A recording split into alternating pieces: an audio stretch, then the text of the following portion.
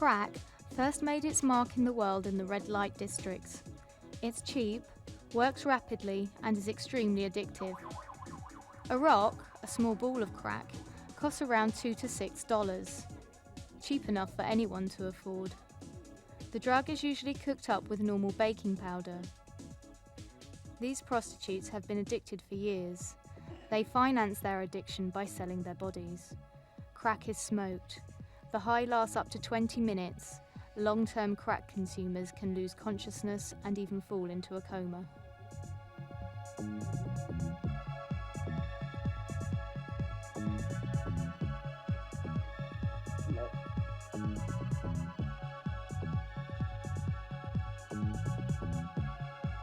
Can be the most amazing thing and the most total freak out. They call it, excuse my bluntness, a mind fuck.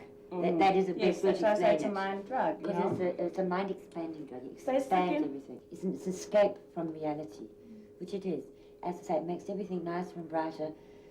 Okay, at the time, the come down on this stuff is bad.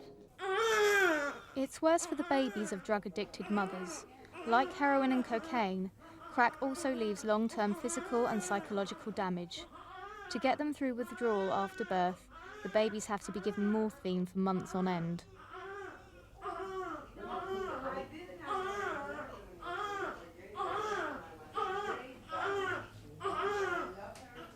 We check the baby, we check the urine for drugs, and then we follow the baby clinically. Like in this baby, if you notice, it's very stiff. That's increased tone, that is side of a drug withdrawal. You see? When I set him up, he has pretty good head control. That is not normal for a baby of that age.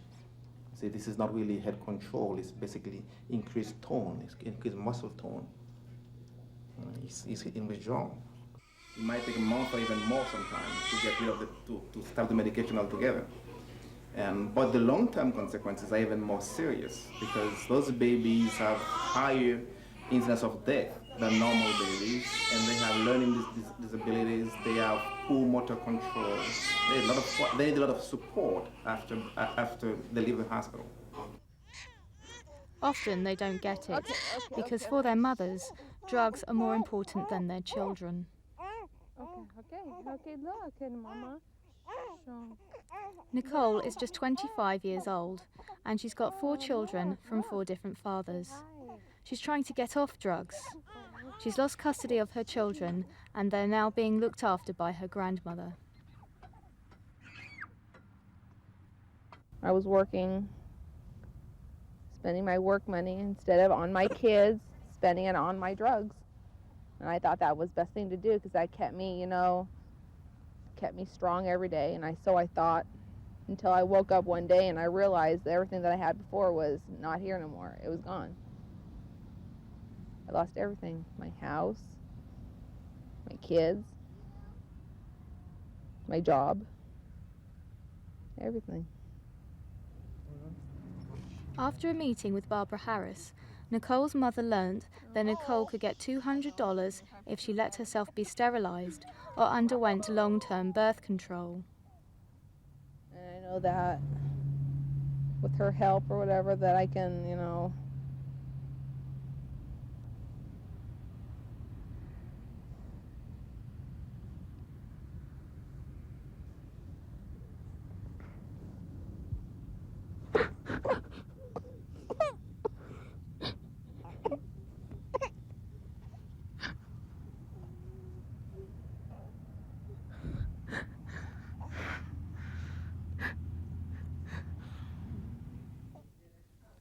Thanks to Barbara Harris, Nicole won't be bringing any more children into the world.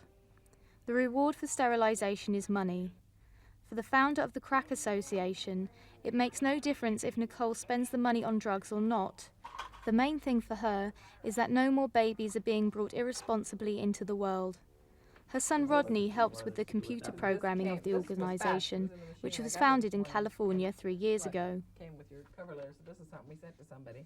These women know that they shouldn't be using drugs, but once they do use drugs and get addicted to drugs, drugs are controlling their life, and that's all they're thinking about is drugs. They're not getting pregnant on purpose. They're not getting pregnant because they want to have children. They're getting pregnant because they're irresponsible. So if it takes $200 incentive to get their attention and make them be responsible, then to me it's $200 well spent. Barbara Harris's program is often attacked for what some see as its Hitler-type methods, mainly against the black American population. Barbara founded the organisation after she adopted 4 to 8 children from drug-addicted mothers. The former waitress gets financial backing from sponsors. In 3 years, she's written out a $200 check for 3,127 women. Even if we had only paid one woman, it's a success, because if you've prevented one baby from being born damaged and spending a life in foster care and ending up homeless at age 18, then you've been a success.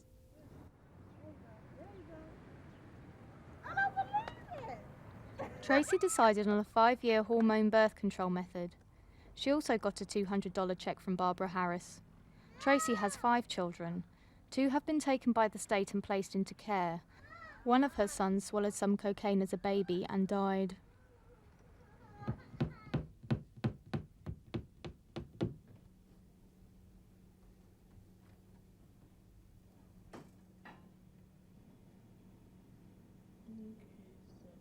After he was in the hospital like a day, the next day about 2 o'clock in the morning, the police and a social worker was knocking at my door.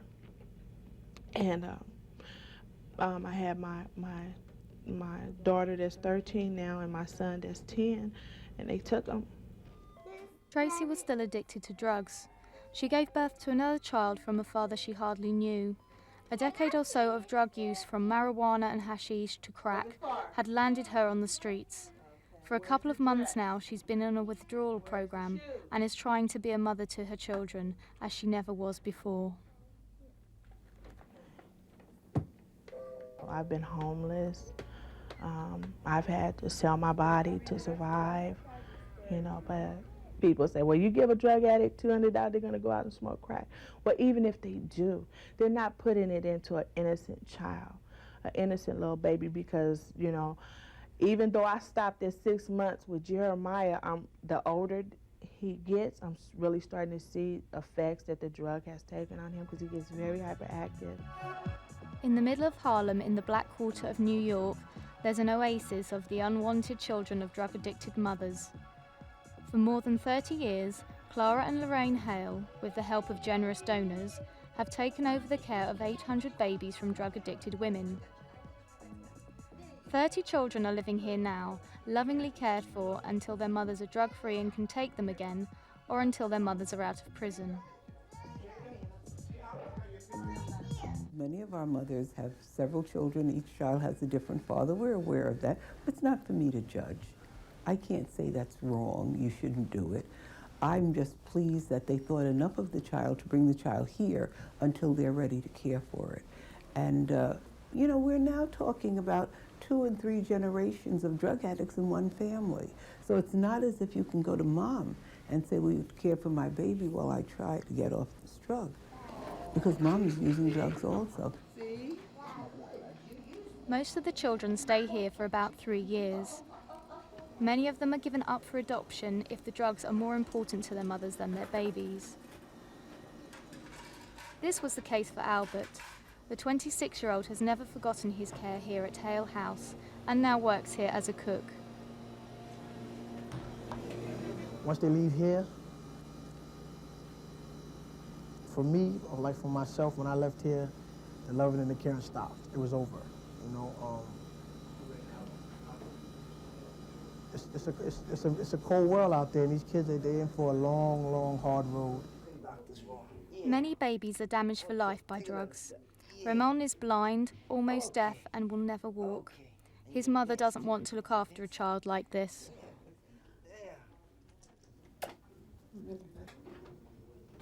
Come on, buddy. We're very upset with my sister. We're very angry with her. She doesn't know that I visit Ramon.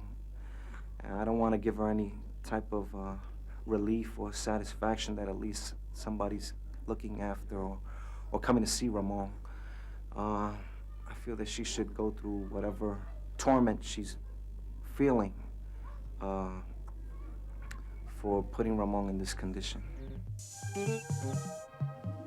According to American health authorities, 400,000 children a year in the world are born to mothers who take crack or cocaine.